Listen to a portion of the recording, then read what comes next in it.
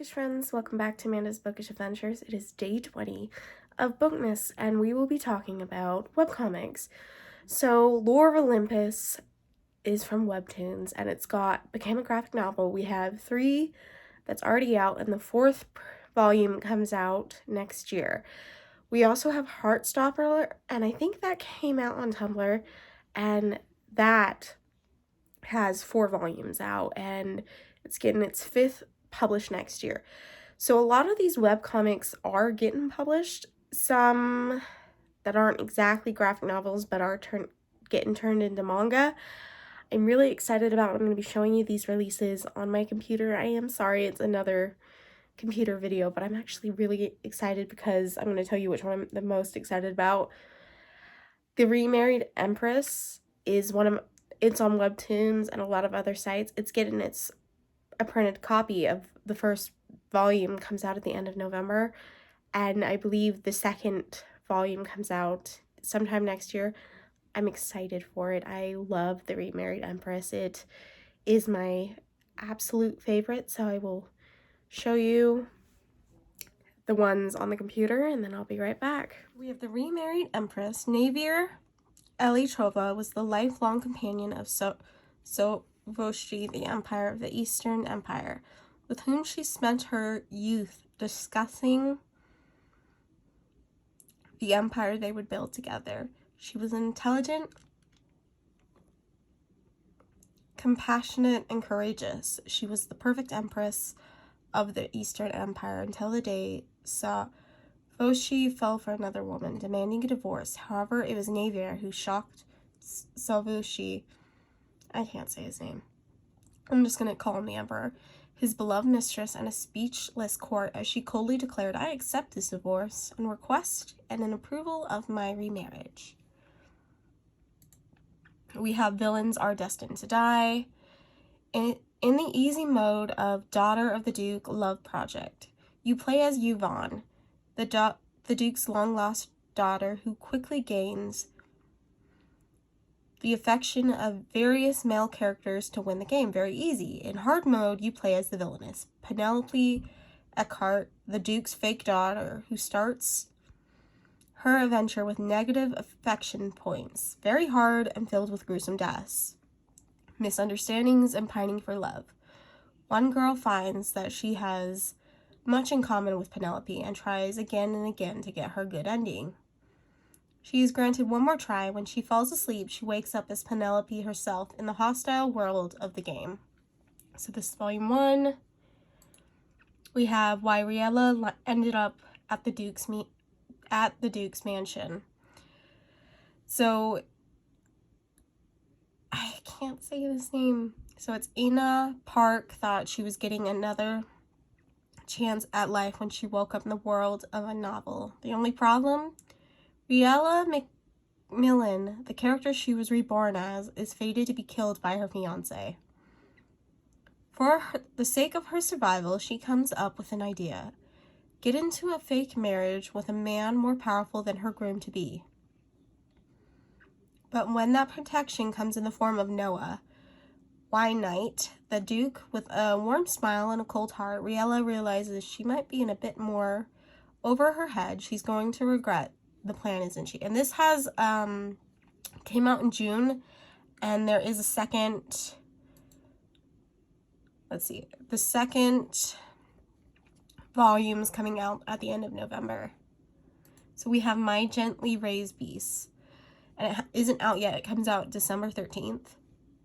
So the orphaned Blondina lives a tough life on the streets, left only with a memento from her late mother, one that proves she is the child of the Emperor Ates.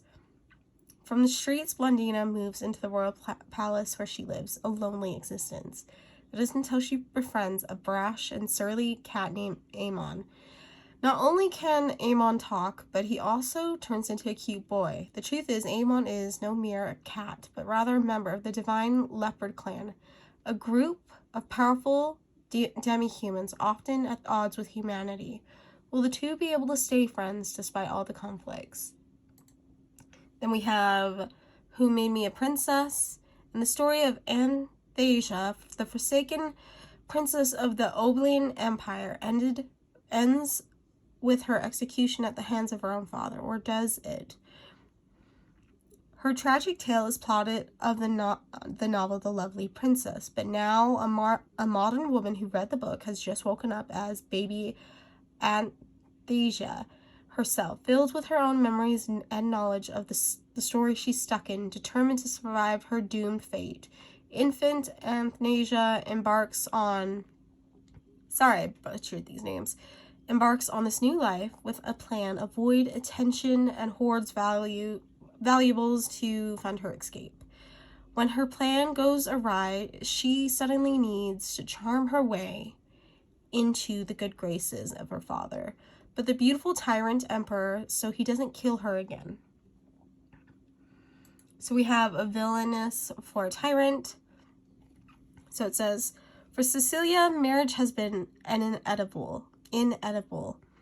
As the unlovable, illegitimate child of a neglectful king, she has hardened her heart to the fact that she'd be sold off to the most convenient groom her father could find. However, when it soon becomes clear that her impending marriage would be that of the notorious Emperor Estein, she throws all caution to the wind. If she was to die by her husband's hand, she was going to go down fighting. Unexpectedly, however, she endures her wedding with her head intact in one night.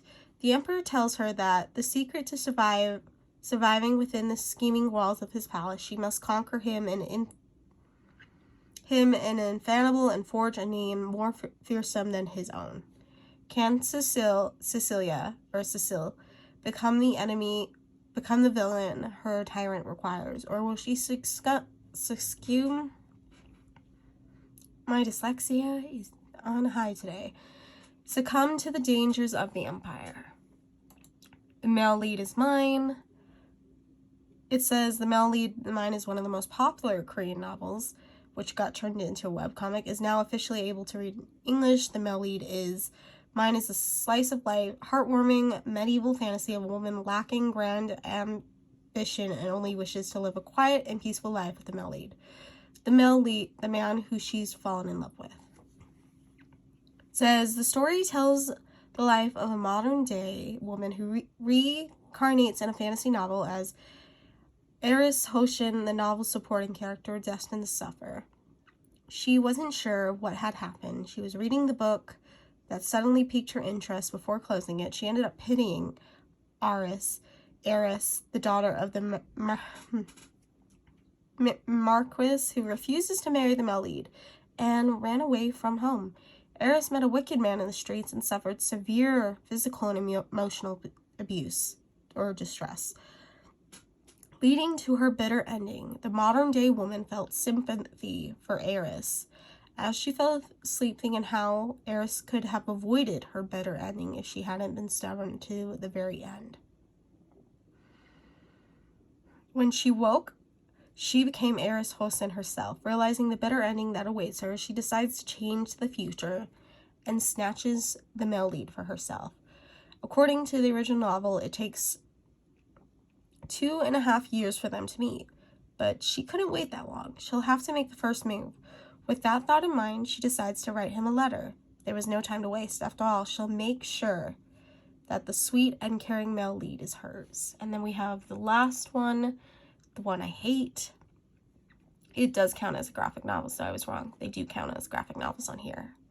They might on Goodreads too. So we have The Abandoned Empress. My only crime was loving you. Again, I hate this name. Estra La Monique was the child of prophecy, raised to be the companion of the future emperor, until she wasn't. When the actual child of prophecy appears on palace grounds, Estra is immediately cast aside by both fiancé and country and forced to watch as June is handed the love, future, and the throne that was supposed to be hers. Her only reward for a lifetime of obedience is death, or rather a second chance at life.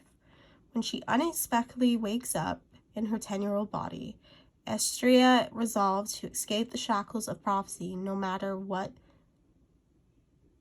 no matter what the odds. This time she'll take fate into her own hands. So that's the last one. There are some... That is it for day 20 of Bookmas. I hope you enjoy some of these releases. Let me know which one's your favorite. I will see you for day 21. Bye for now.